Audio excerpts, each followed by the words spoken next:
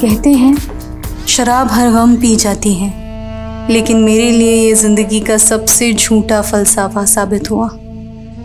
मैं जाम पे जाम खाली करती गई, लेकिन मेरे गम नहीं मिटे और फिर भी मैं खुद को खोने का जश्न मनाती रही।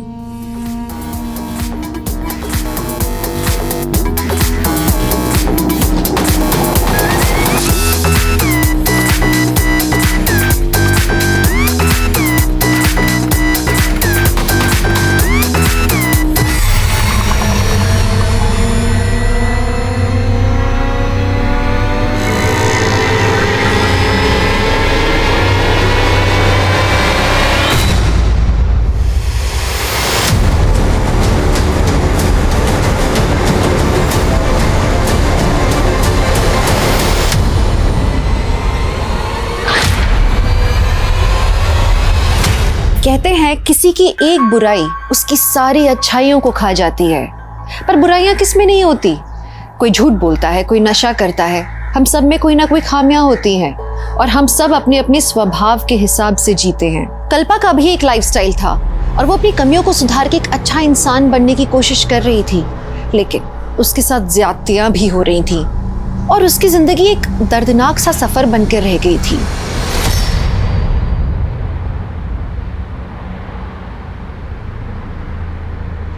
जिंदगी से भागते भागते थक गई थी मैं, समझ ही नहीं पा रही थी आखिर मेरी मंजिल थी क्या। लेकिन मैं मरना नहीं चाहती थी, मुझे अपने परिवार के लिए जीना था। ये एक ऐसे गुनाह की कहानी है जहां क्राइम सीन का मंजर, अपराध का मकसद और अपराध का तरीका अचंभे से भरा हुआ था। साइड करो, साइड करो, चलो हट जाओ, सामने मत आओ कोई। ये एक ऐसी क्राइम मिस्ट्री थी जो पुलिस के लिए सॉल्व करना बहुत चैलेंजिंग था और उतनी ही चैलेंजिंग कल्पा की जिंदगी थी जिससे वो लगातार जूझ रही थी।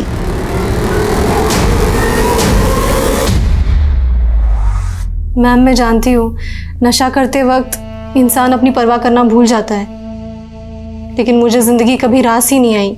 तुम यहाँ रहकर 40 दिन का एक सेशन पूरा करो और इसके बाद तुम शराब को कभी हाथ नहीं लगाओगी। लेकिन मैम, मुझ पर काफ़ी कर्जा है, मैं 40 दिनों के लिए जॉब से छुट्टी नहीं ले सकती। क्या आप प्लीज़ मुझे कोई दवा सजेस्ट नहीं कर सकती? कल्पा, नशा दवा से नहीं, तुम्हारी स्ट्रॉन्ग विल पावर से ही छूटेगा। और क्या बाहर रहकर तुम खुद पर कंट्रोल कर पाओगी?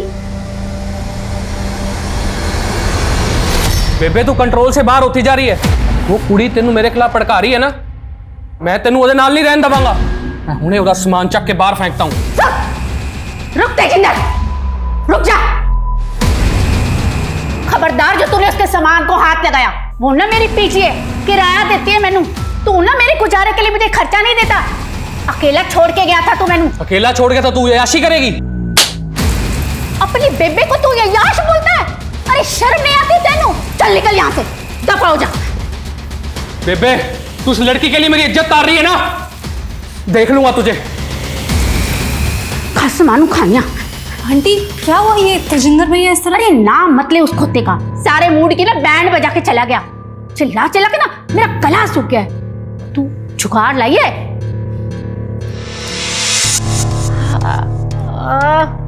वाह जी वाह, तू ना मेरी असली पुत्र है।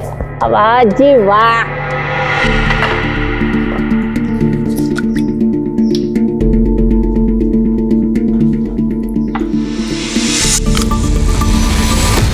कल्पा, नशा दवा से नहीं, तुम्हारी स्ट्रॉन्ग विल पावर से ही छूटेगा।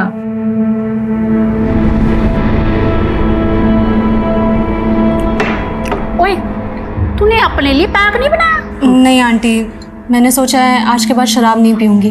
ओह, बुखार तो नहीं हो गया तेनू? नहीं आंटी, मजाक नहीं कर रही। शराब की लत ने मुझे खुद से, अपनी फैमिली से दूर कर दिया, लेकिन अब मैं बदलना चाहती हूँ।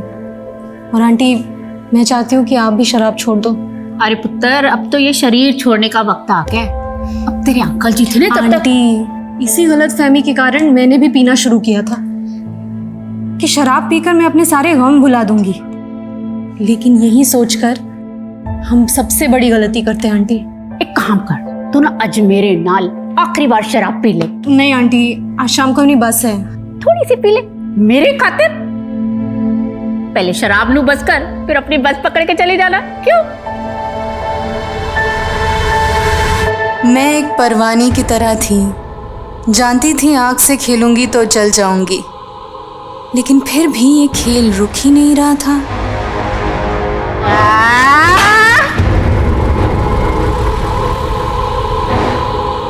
टाइम क्या हुआ बेटा? 8:30 हो रहे हैं। सर दर्द से फटा जा रहा है। एक काम करना, कंडक्टर से पूछना कि खाने के लिए बस कब रुकेगी।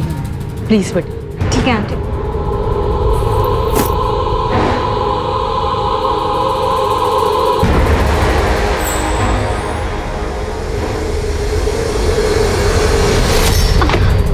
I'm so sorry। नहीं कोई बात नहीं।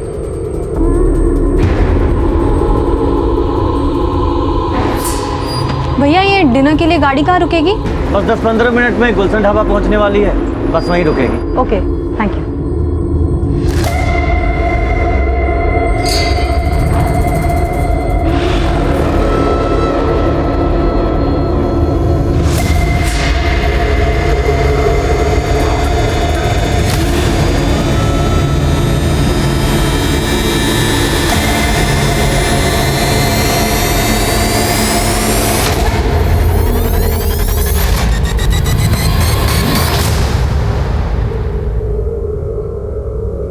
खाना खाएगी तुम? मैं अभी बस कॉफी या कुछ पी लूँ। मैं दाल रोटी फटाफट खाऊंगी।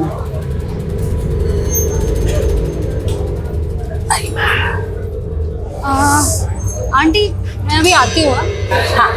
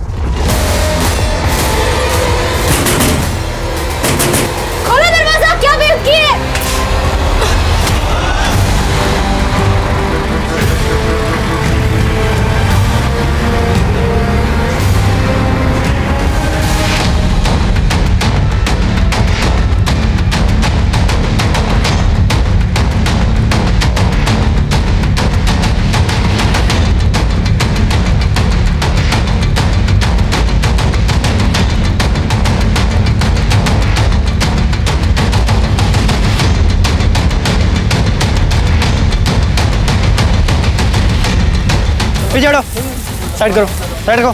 चलो हट जाओ। मनीष सर, ये देखो ब्लड का निशान, लगता है लड़की को इस तरफ से लाया गया है। ये देखिए सर, यहाँ भी है,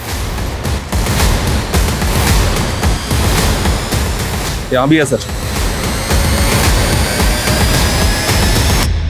आगे कहीं भी नहीं है सर ब्लड ट्रेल यहीं तक है सर। यहीं पे ढेर सारा खून पड़ा हुआ है। हाईवे नजदीक है सर, हो सकता है सर इसलिए वो ड्रैग करके यहाँ से वहाँ चली गई। अगर लड़की का रेप करके उसको यहाँ फेंका गया होता तो लड़की के कपड़े भी यहीं होने चाहिए, लेकिन लड़की के कपड़े मिले हमें लड़की के पास। लड़की की कंडीशन देख के ऐसा लग रहा है कि जैसे बहुत ही हैवानियत के साथ उसका रेप हुआ है। Right sir.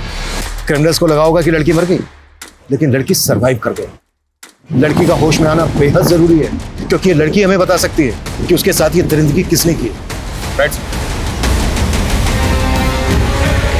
ऑफिसर, वो लड़की कोमा में चली गई है। डॉक्टर, इस लड़की का स्टेटमेंट लेना हमारे लिए बेहद जरूरी है। उस कंडीशन से बाहर कब आ पाएगी? फिलहाल ये बता पाना मुश्किल है। ये मिरेकल ही है कि वो इस कंडीशन में भी जिंदा है। उसकी गर्दन और शोल्डर पे कई फ्रैक्चर्स भी हैं। यहाँ लाई गई थी तो उसके कई जख्म सूखे हुए थे। मतलब कल रात लगभग 12 बजे के आसपास उसको ये जख्म दिए गए होंगे। अच्छा डॉक्टर, हमें लग रहा है कि लड़की के साथ गैंगरेप भी किया गया है। हमें भी ऐसा लग रहा है। हमने सीमन सैंपल्स भी कलेक्ट किए हैं जो हमने जांच के लिए भेज दिए हैं, जिससे हमें पता लग जाएगा कि उसके साथ कितने लोगों ने गैंगरेप किया है। पिछले 24 घंटे से वो लड़की जिंदगी से जूझ रही। हमें भी खुद को चैलेंज देना है।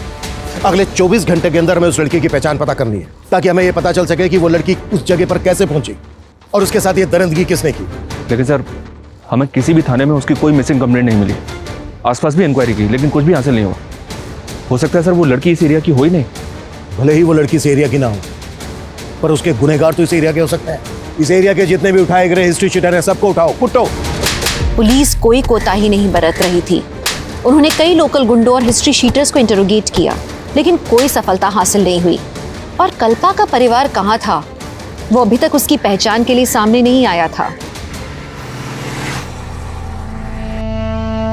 कल्पा, उठ जा बेटा, 8 बज गए। उठो उठो जल्दी, उठो ना बेटा। चलो उठो, 8 बज गए ना बेटा, उठ जाओ। मंजुला, सोने दे इसे कुछ देर और। वैसे भी आज संडे है, इसे कौन सा कॉलेज जाना है? पर पापा, आप संडे को कहाँ जा रहे हो? फैक्ट्री में बड़ा ऑर्डर आया है। संडे का एक्स्ट्रा पार्टी कमाने का मुझे भी मौका मिला है। नहीं पापा, आप वैसे ही रोज ओवर टाइम करते हो, कम से कम संडे को तो आराम कर लिया करो। एक बेटी का बाप हूँ मैं, कल को तेरी शादी भी तो करनी है। नहीं, मुझे शादी नहीं करनी। बीए पूरा होते ही मैं भी जॉब करूंगी। मुझे आपका हाथ बटाना है। इतनी जल्दी मुझे विदा करने का मत सोचो आप लोग।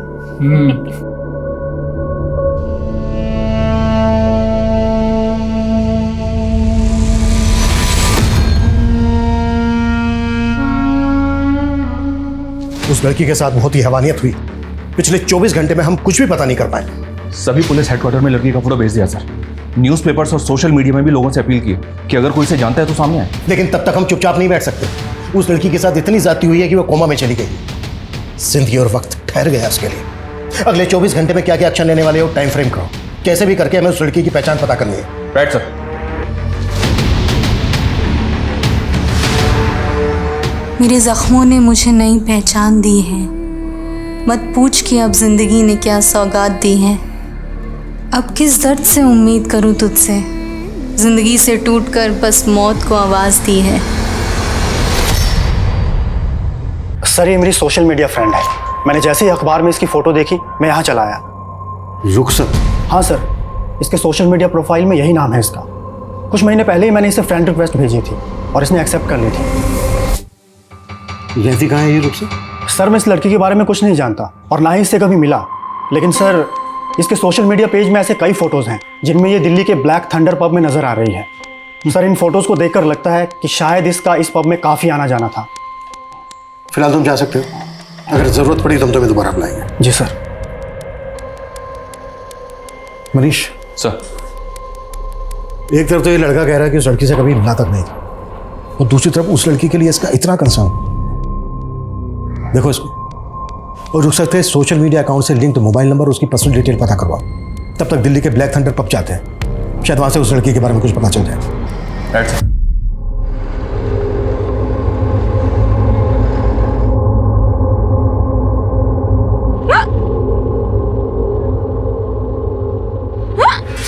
लगता है तुम्हें कोई याद कर रहा है बेटा। मुझे कोई याद करे ऐसा कम ही होता है आंटी। ऐसा क्यों बोल रही है बेटा? तेरे अपने तुझे क्या याद नहीं करते? एक काम कर, ये टॉफी खा ले, हिचकियाँ कम हो जाएगी। ले। नहीं, मैं ठीक हूँ आंटी। अरे ये खा ले और भी ठीक हो जाएगी। ले खा। Thank you.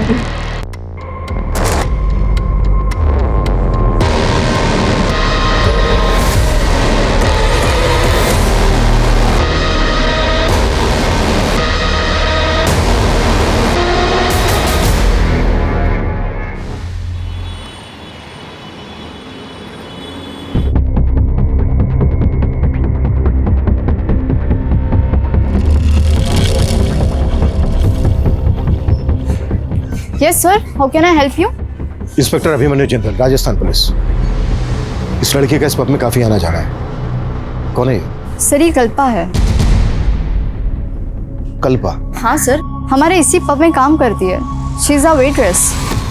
कल्पा यहाँ दिल्ली में काम करती है, तो फिर वो यहाँ से 90 किलोमीटर दूर भिवाड़ी कैसे पहुंची है? सर, ये सब तो मालूम नहीं, लेकिन वो कई दिनों से छुट्टी पर थी। रहती कहाँ है कल्पा? वैसे तो वो हिसार की रहने वाली है, लेकिन वो पोमिला आंटी के साथ पीजी रहती है, और पोमिला आंटी भी हमारे रेगुलर कस्टमर है। कल्पा इस पब की एक कस्टमर के यहाँ बिजी रहती है? सर, कल्पा में हर किसी को अपना बनाने की क्वालिटी है, और सभी लोग उसे लाइक करते हैं यहाँ। और पोमिला आंटी से तो उसकी इमोशनल बॉन्डिंग हो गई थी। सर पोमिला आंटी अकेली रहती थी, इसलिए उन्होंने कल्पा को अपने साथ रख लिया था। ये सोशल मीडिया अकाउंट कल्पा का ही है? हाँ सर।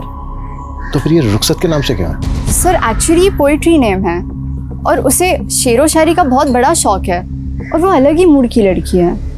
इस उम्र में भी उसके बातों में डेप्थ है। अब जिंदगी पे मौत भारी है, मुझे गले लगा लो, अब रुखसत की बारी है। अब सॉरी मैम, वो मेरी फ़ोन की बैटरी चली गई थी, नया शेर भूल ना जाओ तो इसीलिए मैंने लिख दिया। I am so sorry. लेकिन तू ऐसे थॉट्स लाती कहाँ से कल्पा? दर्द को जुबान दे दो तो शेर भी बन जाते हैं। लेकिन तेरे दर्द सिर्फ तुझे शायर नहीं, तुझे शराबी भी बना रहे हैं। सर उसे शराब की बहुत बुरी लत लग गई थी। कुछ तो ऐसा था जो उसे अंदर ही अंदर परेशान कर रहा था। कल्पा इस वक्त जिस हालत में है, तुम्हें किसी पर शक है कौन कर सकता है उसके साथ इतनी दरिद्री? नहीं सर, लेकिन कुछ टाइम पहले उसके साथ बहुत बुरा हुआ था।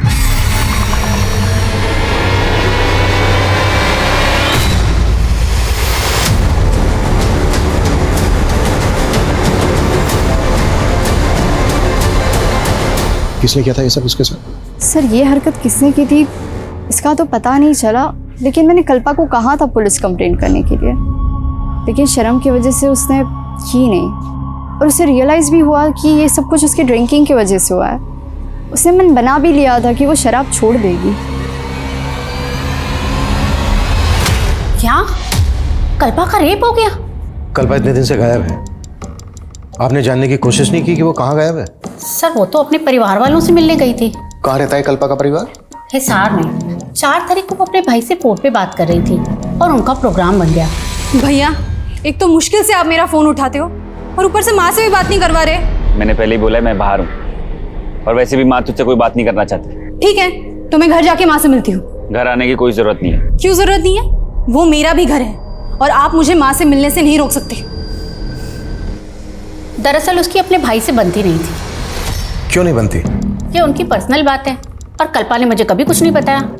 वो 5 तारीख को बस से हिसार के लिए निकल गई। कश्मीर गेट से उसकी 5 बजे बस थी। अगर वो हिसार के लिए निकली थी तो फिर भिवाड़ी कैसे पहुंच गई? ये मैं कैसे कह सकती हूँ? अब हमें कल्पा के परिवार का एड्रेस दीजिए। मेरे पास कोई एड्रेस नहीं है। कल्पा आपके यहाँ पीजी रहती थी, आपने उसका कोई तो आईडी प्रूफ लिया होगा? नहीं सर, हाँ वो मुझे किराया देती थी, लेकिन हमारा रिश्ता तो माँ बेटी जैसा था और उसके साथ इतना सब कुछ हो जाएगा। सर मैं उससे मिलना चाहती हूँ। एक कांस्टेबल को कश्मीरी गेट भेजकर ये पता करवाओ कि 5 तारीख की शाम को कल्पा ने वहां से किसी बस में बोर्ड किया था क्या? और ये भी पता करवाओ कि कल्पा हिसार जाने वाली थी, वो हिसार नहीं पहुंची तो उसकी फैमिली ने उसको ढूंढने की कोशिश क्यों की?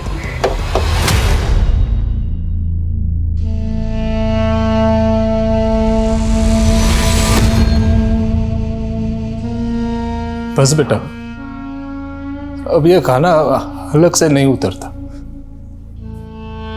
बोझ बन गया हूं मैं तुम सब पर। ऐसा मत बोलो पापा, आपके 2 बच्चे हैं, मैं और सोम भैया, हम दोनों आपके 2 बाजू बनेंगे। ये सब बातों का कोई फायदा नहीं है कल्पा। ये दिन रात जिस फैक्ट्री मालिक के तलवे चाटते रहे, उसने मुआवजे के नाम पे 2 महीने की तनख्वाह पकड़ा दी और फिर ये उसके ऊपर केस भी नहीं कर रहे। बड़े लोग हैं बेटा, ये कोर्ट कचहरी के चक्कर में पड़ेंगे तो हमारा जीना मुश्किल कर देंगे। वो जीना वैसे भी मुश्किल हो गया है हमारा, आपके हाथ भी गए और नौकरी भी। तो फिर आपकी क्या रिस्पॉन्सिबिलिटी है भैया?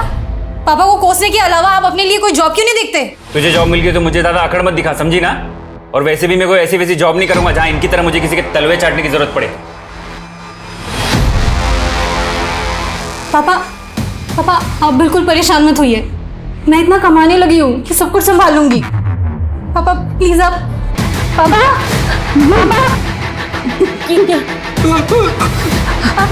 क्या हुआ पापा? क्या हो रहा है उनको?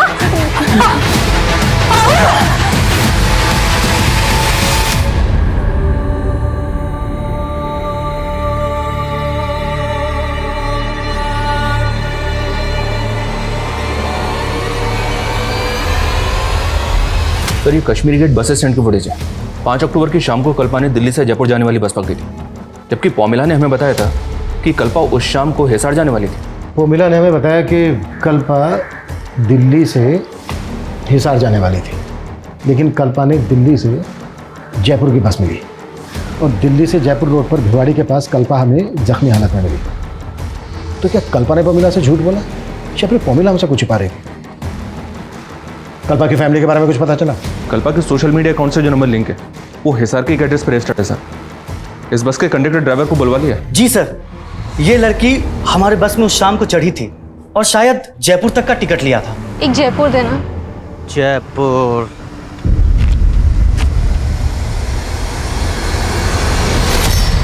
ये लड़की जयपुर जा रही थी तो फिर हमें जख्मी हालत में भिवाड़ी में कैसे मिली? सर मुझे कुछ समझ नहीं आ रहा सर।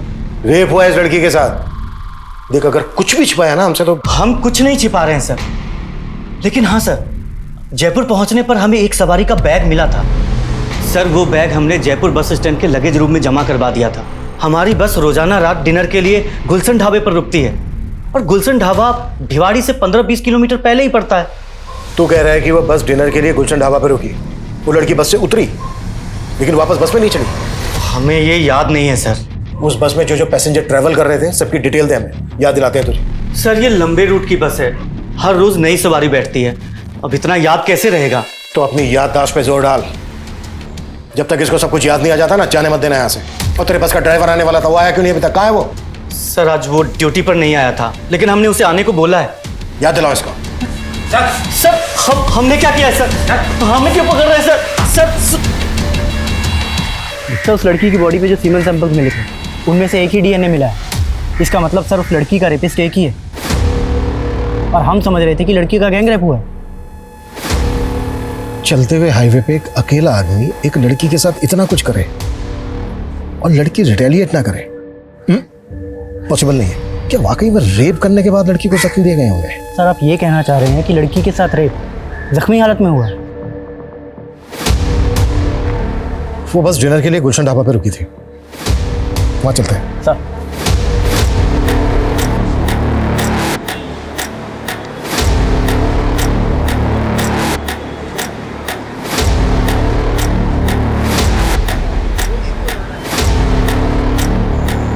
हाँ साहब, ये मैडम को मैंने उस रात यहाँ पे देखा था और इनका चेहरा मुझे अच्छे से याद है साहब, क्योंकि इनको किसी ने बाथरूम में बंद कर दिया था साहब। खोलो दरवाजा, कौन है वहां?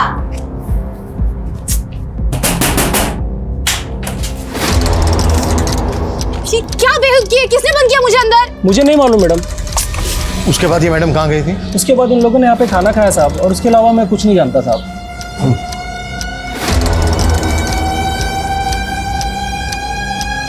ये सीसीटीवी काम कर रहा है? जी साहब काम कर रहा है। हमें 5 अक्टूबर की रात की फुटेज चेक करना, दिखाओ। हाँ साहब आइए। हाँ शर्मा बोलो। सर 6 अक्टूबर की सुबह जो बैग बस में मिला था वो मैंने चेक किया, उसमें कल्पा का आईडी और लेडीज़ के कुछ कपड़े थे। सर मुझे लगता है वो बैग कल्पा का ही है। कल्पा खुद से तो अपना बैग बस में छोड़ेगी नहीं। इसका मतलब ये है कि कल्पा के साथ जो कुछ भी हुआ है वो इसी सफ़र के दौरान हुआ है। साहब हमने कुछ नहीं किया साहब, हमें जाने दीजिए ना साहब।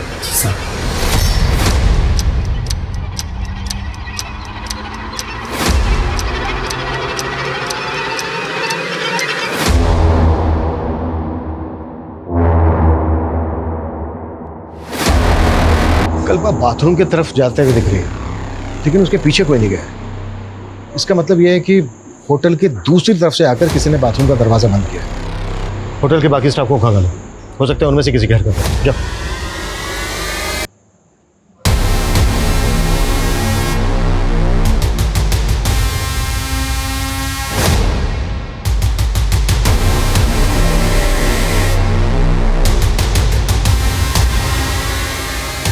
सर कहीं ऐसा तो नहीं कि वो लड़के उस रात कल्पा को अपने साथ कार से ले गए? कल्पा अगर अपनी मर्जी से कार में उनके साथ जाती तो अपना बैग बस में क्यों छोड़ती? लेकिन सर कल्पा उस रात बस में चढ़ी, फुटेज से ये बात क्लियर नहीं हो रही है और ना ही गाड़ी का नंबर विजिबल है। पता करो वो दोनों लड़के कौन थे और फुटेज में बस की तरफ से जितने भी पैसेंजर आते हुए दिख रहे हैं सबकी पहचान पता करो। क्राइम सीन यहाँ से लगभग 15 किलोमीटर दूर भिवाड़ी में है। यहाँ से लेकर क्राइम सीन तक जितनी भी छोटी बड़ी दुकानें हैं, ढाबे हैं, सब जगह पूछताछ करो। Okay sir. शायद उस रात किसी ने कुछ देखा हो। जी सर।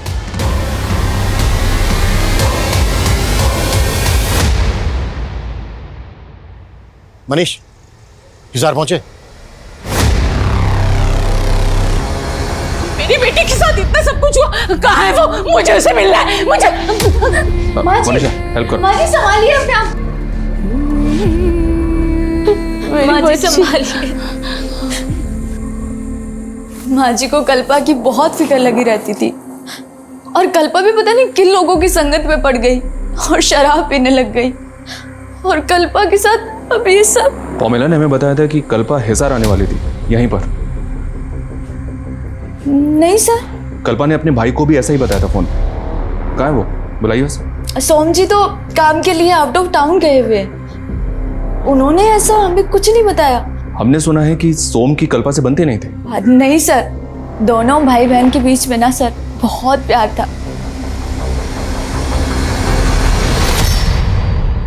पुलिस उस बस में ट्रैवल कर रहे पैसेंजर्स के साथ साथ उन 2 लड़कों की पहचान में भी जुट गई थी जो उस ढाबे में कल्पा के साथ देखे गए थे।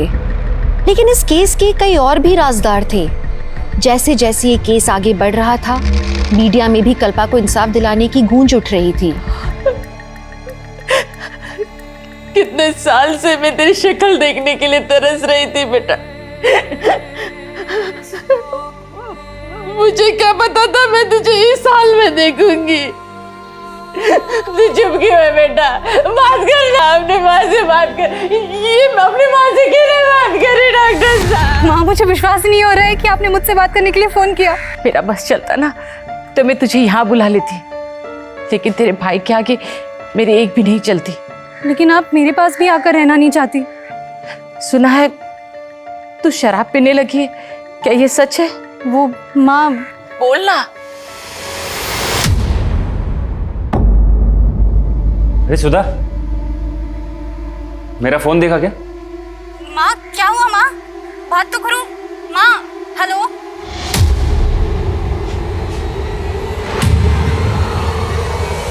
मना किया तूने इस लड़की से बात करने के लिए?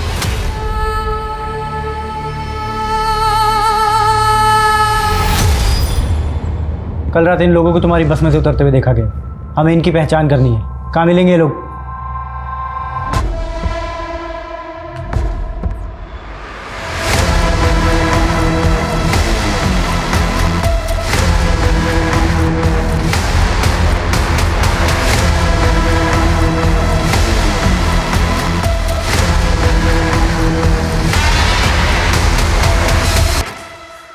हाँ सर, इन लड़कों को मैं जानती हूँ।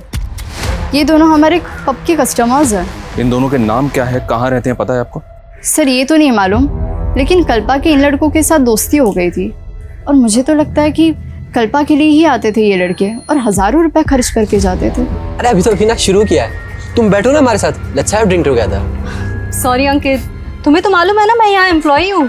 अरे तो किसी दूसरे पब में चले? नो थैंक्स, आती हो कुछ देर में। सर कल्पा को लेकर मुझे इन लड़कों की इंटेंशन सही नहीं लगती थी। मुझे तो हैरान ही हो रही कि उस रात ये लड़के ढाबे में कैसे पहुंच गए। ये दोनों लड़के यहाँ पे रेगुलर कस्टमर थे, तो ये पेमेंट कैसे करते थे? बाई कैश या कार्ड से? सर ज़्यादातर कार्ड पेमेंट होती थी। इनके कार्ड की डिटेल्स मुझे दीजिए। जी सर। सर मैंने कल्पा की कॉल डिटेल्स चेक की। 5 अक्टूबर की रात को 8:30 बजे कल्पा ने इस नंबर पे कॉल किया था सर। 8:30 बजे ही वो बस गुलशन ढाबा पर रुकी थी।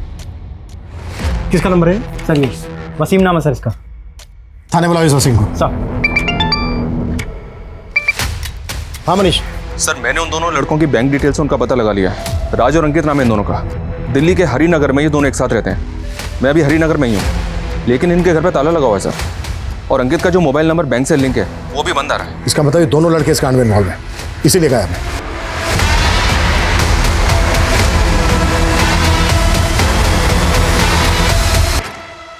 5 अक्टूबर की रात को उसके फोन से कॉल किया गया था तुझे, ये देख। 5 अक्टूबर। हाँ साहब, उस रात मुझे कॉल तो आया था, लेकिन नेटवर्क प्रॉब्लम की वजह से मुझे किसी की आवाज़ सुनाई नहीं दे रही थी। घुमा रहा है हमें? इन दोनों को भी जानता है ना तू? नहीं साहब, ना मैं इन दोनों को जानता हूँ, मैं ही उस लड़की को जानता हूँ साहब। मैंने कुछ नहीं किया साहब। लेके जाओ इसको, इसकी याददाश्त भी तेज करो। सर चल। साहब मैंने कुछ नहीं किया। साहब मैंने कुछ नहीं किया।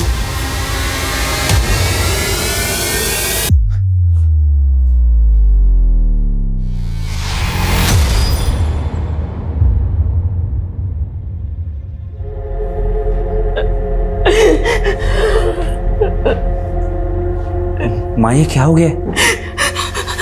यही चाहता था ना तू कि वो हमेशा के लिए खामोश हो जाए। देख तेरे मंसूबे पूरे हो गए। कैसी बात कर रही हो माँ? बहन है वो मेरी। लेकिन तू इसका भाई कहलाने के लायक नहीं है। पिछले 3 साल से मैं उसकी शक्ल देखने के लिए तरस रही। सिर्फ तुम्हारी वजह से मैं अपनी बेटी की शक्ल नहीं देख पाई। सिर्फ तुम्हारी वजह से। इस वसीम पे भरोसा नहीं कर सकते। इसका डीएनए लो और रेपिस्ट के डीएनए से मैच करो। सर, इन दोनों लड़कों में से ये लड़का अंकित अलवर का रहने वाला है। क्राइम के बाद से दोनों अलवर में थे, लेकिन अभी अलवर से भी गायब है। अंकित अलवर का रहने वाला है तो पता करो कि दूसरा लड़का कहाँ का रहने वाला है। मैंने कल्पा का सोशल मीडिया अकाउंट चेक किया था। कल्पा इन दोनों के टच में थे। इनके आईपी एड्रेस ट्रेस करो। इस हादसे से पहले कल्पा के साथ पब में किसी ने बदतमीजी की थी। पता करो वो लोग कौन है। राइट।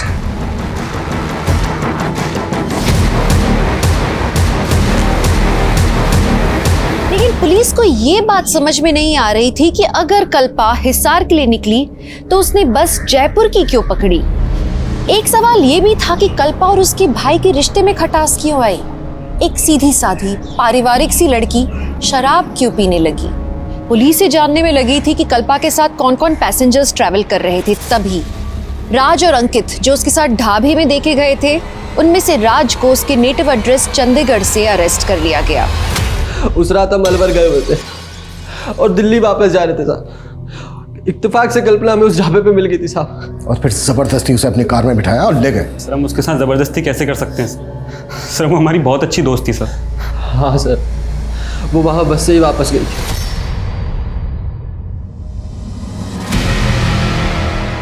हमें पता चला है कल्पा हिसार जाने वाली थी, फिर उसने अपोजिट डायरेक्शन में जाने वाली जयपुर की बस क्यों ली? जयपुर कहाँ जा रही थी वो?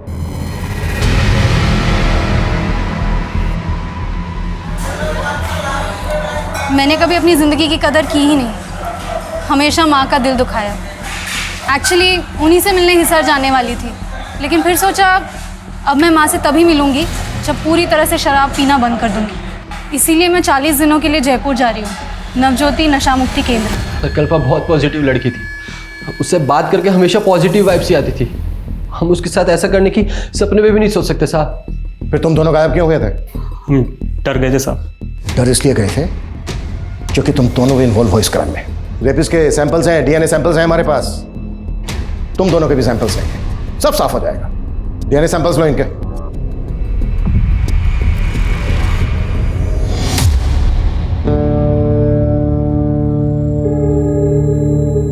देख चाय लेना। ये उस दिन काफी पुलिस दिखाई दे रही थी यहाँ।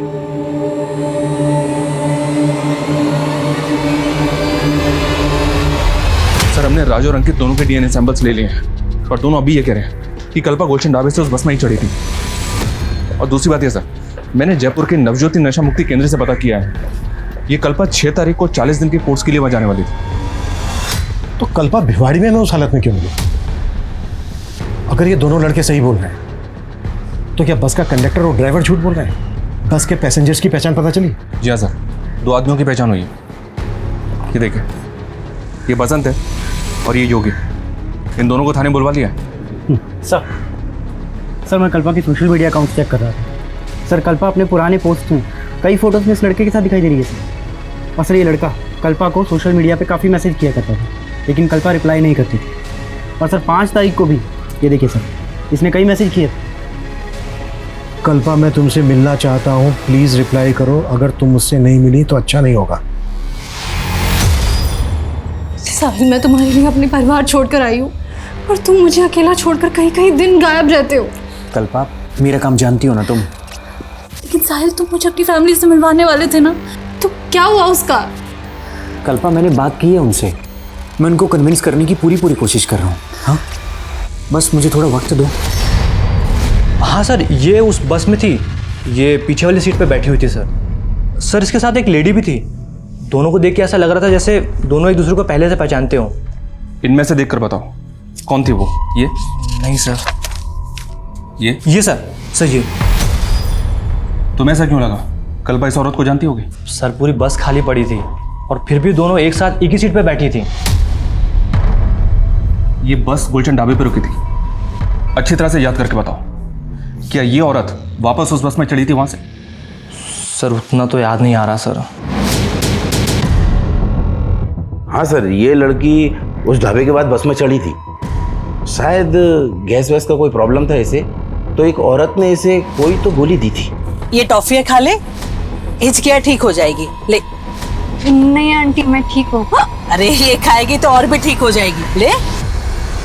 सर हो सकता है वो नशे वशे की गोली। तो तुम्हें उस औरत पे शक है? नहीं सर, पहले शक नहीं था, लेकिन अब ये सब पता चलने के बाद तो शक हो रहा है सर। और गुलशन ढाबे से थोड़ा दूर जाने के बाद मुझे एक लड़की के चीखने की आवाज़ सुनाई दी थी, और तब मैंने देखा तो वो बस में वो लड़की नहीं थी, लेकिन हाँ दूसरी सीट पर वो औरत आंखें बंद करके बैठी हुई थी। अगर ऐसा था तो तुमने बस क्यों नहीं रुकवाई?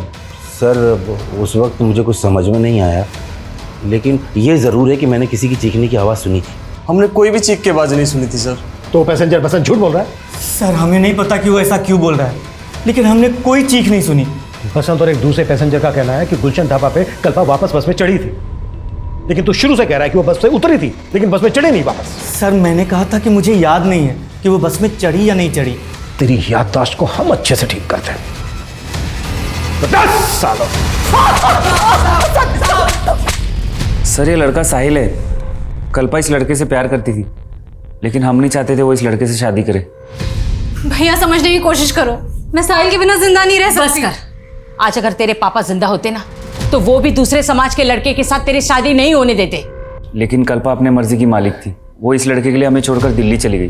फिर उसे बाद में एहसास हुआ कि हम सही थे। इस लड़के ने कल्पा के साथ किया क्या था? सर धोखा दिया था। ये लड़का पहले से ही शादीशुदा था। तुमने समझ के रखा है मुझे? हाँ, मैंने तुम्हारे लिए अपनी फैमिली से बगावत की और तुमने मुझे इतना बड़ा धोखा दिया साहिल। मैं मानता हूँ मैं शादीशुदा हूँ, लेकिन मैं तुम्हें अपनी दूसरी बीवी बनाकर रख सकता हूँ। इसी गम में कल्पा ने शराब पीनी शुरू कर दी थी। माना कि उसने गलती की थी, लेकिन सोहम ने उसे कभी माफ नहीं किया, इसलिए अकेली ही अपना कम झेलती रही वो।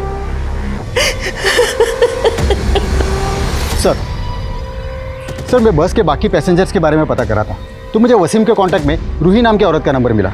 सर ये है रूही। सर ये वही औरत है जो कल्पा के साथ बस में थी। सर ना मैं झूठ बोल रही हूँ और ना वसीम। उस रात मेरे फ़ोन की बैटरी चली गई थी, तो मैंने उस लड़के के फ़ोन से वसीम को फ़ोन ज़रूर किया था, लेकिन नेटवर्क प्रॉब्लम था, इसलिए हमारी बात नहीं हो पाई थी। तुमने उस रात उस लड़की को कुछ खिलाया भी था? क्या नशा मिला था उसमें? कैसी बात कर रहे सर, मैं ऐसा कुछ क्यों करूँगी? वो लड़की जख्मी हालत में हमें भिवाड़ी में मिली। भिवाड़ी से थोड़ा दूर डोसा उतरी थी तुम, और वो लड़की पूरे रास्ते तुम्हारे साथ थी। देखो कुछ भी हमसे छिपाना मत। मैं कुछ नहीं छिपा रही सर, मैं उस लड़के के साथ बैठी ज़रूर थी, लेकिन बाद में मैं आगे की सीट पे चली गई थी।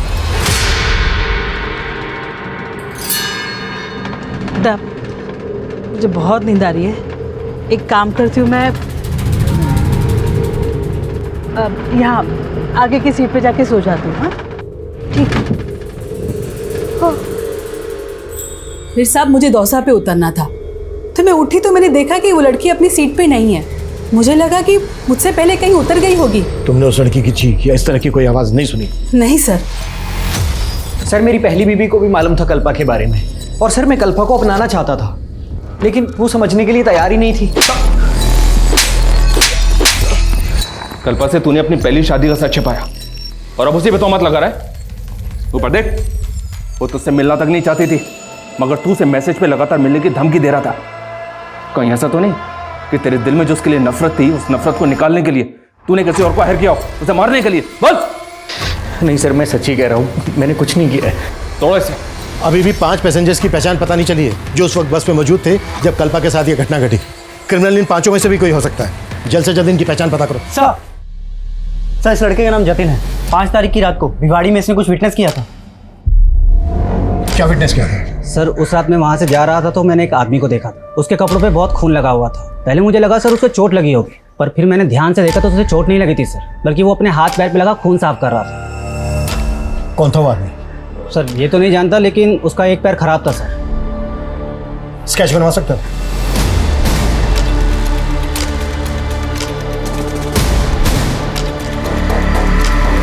सर इसे मैं जानता हूँ, ये चने वाला बबलू है, बसों में चना बेचता है। सर उस रात हमारे बस में ये गुलशन ढाबा से चढ़ा था और डोसा में उतर गया था।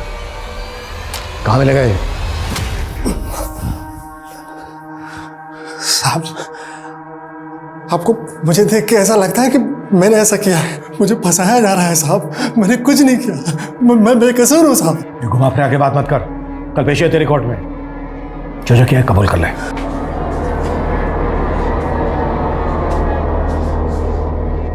नमस्ते साहब। उस रात एक विटनेस ने तुम्हारे कपड़ों और शरीर पे खून लगा देखा था। किसका खून था वो? मेरे कपड़ों पे कोई खून नहीं लगा था साहब। किसी बड़े आदमी को बचाने के लिए मुझे जैसे गरीब और फंसाया जा रहा है साहब। हमसे झूठ उगलवाने के लिए इन लोगों ने हमें बहुत टॉर्चर किया साहब। मैं बेकसूर हूँ साहब। मुझे बचा लीजिए साहब। पाठक, इन्हें बाहर ले जाइए।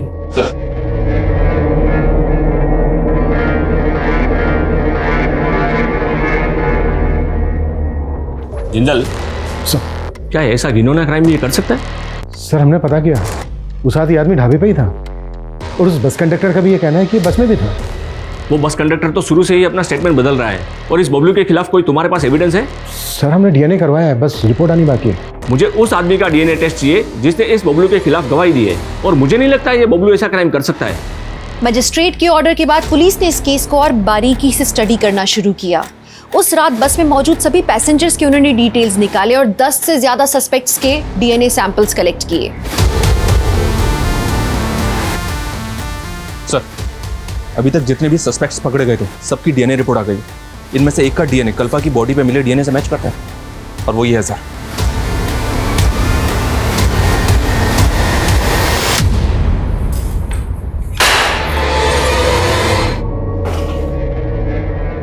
हो जा शुरू। साहब, जब मैंने उस रात उस लड़की को ढाबे पे देखा ना तो मैं देखता ही रह गया। बहुत सुंदर थी साहब वो। पहले मैंने उसको बाथरूम के अंदर बंद कर दिया, लेकिन वो बाहर आ गई। फिर मैं उसको दोबारा देखने लगा और उसकी नजर भी मुझ पे पड़ी।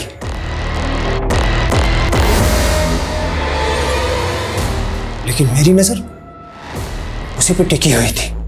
मैं जानता था कि वो जिस बस से आई है उसी बस से वापस जाएगी। बस के अंधेरे और कम पैसेंजर की वजह से मैं बस में चढ़ गया। बस डोसा रुकने वाली थी। डोसा से 2-3 किलोमीटर पहले फिर डोसा बस स्टॉप पे उतरकर मैं वापस आया। इसकी चीखें मुझे मेरे केबिन तक सुनाई देनी चाहिए।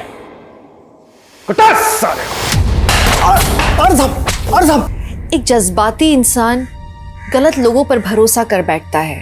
जैसे कि कल्पा ने कई गलत लोगों पर भरोसा करके कई ठोकरें खाई हैं अपनी जिंदगी में। साहिल के लिए उसके जज्बात सच्चे थे पर उसे धोखा मिला। उसके परिवार के लिए उसके जज्बात सच्चे थे पर उसे सहारा नहीं मिला और वो बेचारी जूझती रही। उसके अंदर यह एहसास हमेशा से था कि उसे तबाही का नहीं उन्नति का रास्ता अपनाना है। लेकिन फिर उसके मासूम जज्बात एक सर फेरे के चपेट में आ गए।